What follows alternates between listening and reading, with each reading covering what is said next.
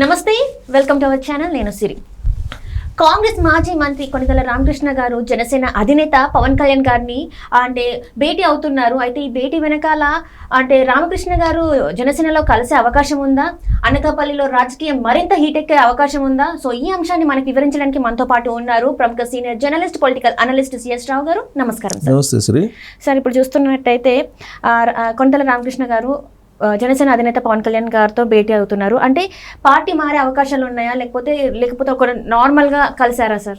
ఒకటి, Konidela Ramakrishna senior politician, Congress పార్టీలో సుదీర్ఘకాలం పాటు పనిచేసినటువంటి లీడర్, మంచి పేరున్నటువంటి లీడర్ కూడా. దాదాపుగా ప్రత్యర్థులు సైతం ఆయన్ని ఆమోదించేటువంటి వ్యక్తిగా కనిపిస్తూ ఉంటారు. అందరికీ ఆమోదయోగ్యమైనటువంటి లీడర్గానే ఉంటారు. అందుకే ఆయన సుదీర్ఘకాలం పాటు కాంగ్రెస్లో పనిచేసి ఉన్నతమైనటువంటి పదవుల్ని ఆయన నిర్వహించారు. ఆయన మాజీ మంత్రికి కూడా ఆయన, సో మాజీ ఎంపీ కూడా కొణిదెల రామకృష్ణ. సో కాబట్టి ఆయన ప్రొఫైల్ చూస్తే కనుక చాలా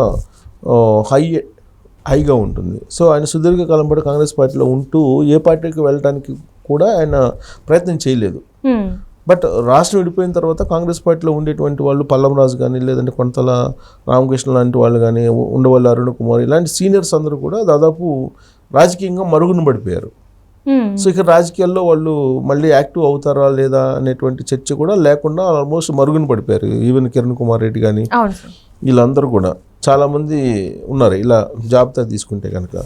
సో ఇప్పుడు ఆల్ ఆఫ్ సడన్గా కొణిదెల రామకృష్ణ ఇప్పుడు మళ్ళీ రాజకీయంగా యాక్టివ్ కావడానికి ఆయన ప్రయత్నం చేస్తున్నటువంటి క్రమంలో ఇప్పుడు ఫస్ట్ తెలుగుదేశం పార్టీలో చేరాలి అనేటువంటి ఒక ప్రయత్నం జరిగినట్టు, తెలుగుదేశం పార్టీ వాళ్ళు ఆయన్ని టచ్ చేసినట్టు ఇలా ప్రచారం జరిగింది. అయితే ఇప్పుడు జనసేనలోకి వెళ్తున్నారు, జనసేనతో టచ్లో ఉన్నారు, జనసేనలోకి వెళ్తున్నారు అనేది ఇప్పుడు లేటెస్ట్గా వినిపిస్తున్నటువంటి మాట. పైగా పవన్ కళ్యాణ్ తోటి కూడా ఆయన గతంలో మాట్లాడారు, జనసేన పార్టీలో చేరతారని చెప్పి, జనసేన పార్టీలోకి ఆయన చేరి ఎంపీగా పోటీ చేస్తున్నారు అని చెప్పి ఒక టాక్ కూడా వినిపించింది. సో ఈ క్రమంలో పవన్ కళ్యాణ్ తాజాగా ఉత్తరాంధ్ర వెళ్ళినప్పుడు, ఇవాళ ఉత్తరాంధ్ర వెళ్ళినప్పుడు కొణిదెల రామకృష్ణ కలవడం జరిగింది. సో కొణిదెల రామకృష్ణ కలిసినప్పుడు వాళ్ళిద్దరి మధ్య చర్చ జరిగింది. అంటే దాని అర్థం ఏంటంటే జనసేన పార్టీలోకి కొణిదెల రామకృష్ణకి గ్రీన్ సిగ్నల్ వచ్చేసింది, ఇంకా అఫీషియల్గా లాంఛనంగా ఆ పార్టీలో చేరడమే అనేది నిర్ధారణకు వచ్చేసింది. ఇలాంటి పరిస్థితుల్లో అసలు ఆయన ఎంపీగా పోటీ చేస్తాడా, ఎమ్మెల్యేగా పోటీ చేస్తాడా అనేటువంటి ఒక చర్చ అయితే జరుగుతుంది. సో కొణిదెల రామకృష్ణ ప్రొఫైల్ చూస్తే ఎంపీగా కన్నా కూడా మాజీ మంత్రి.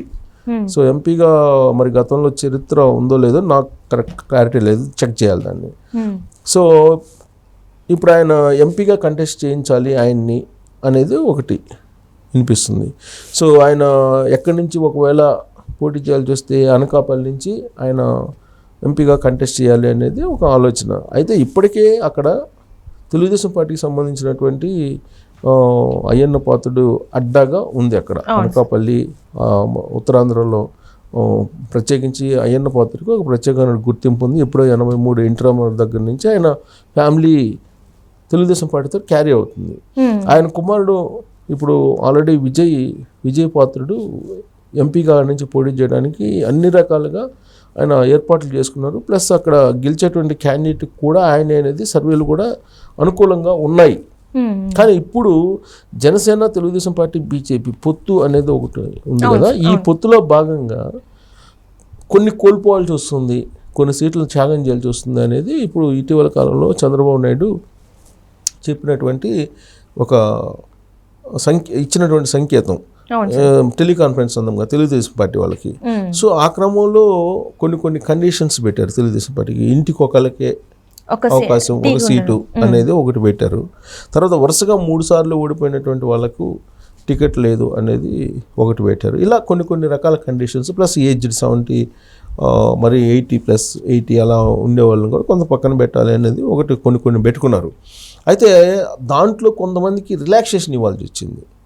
సో ఒక కుటుంబం అంటే ఇప్పుడు అచ్చెన్నాయుడు, ఏపీ తెలుగుదేశం పార్టీ అధ్యక్షుడు అచ్చెన్నాయుడు, రామ్మోహన్ నాయుడు ఇద్దరు ఒకే కుటుంబానికి సంబంధించినటువంటి వాళ్ళు. వాళ్ళిద్దరికీ రామ్మోహన్ నాయుడికి ఎంపీ ఇస్తున్నారు, ఎంపీ శ్రీకాకుళం.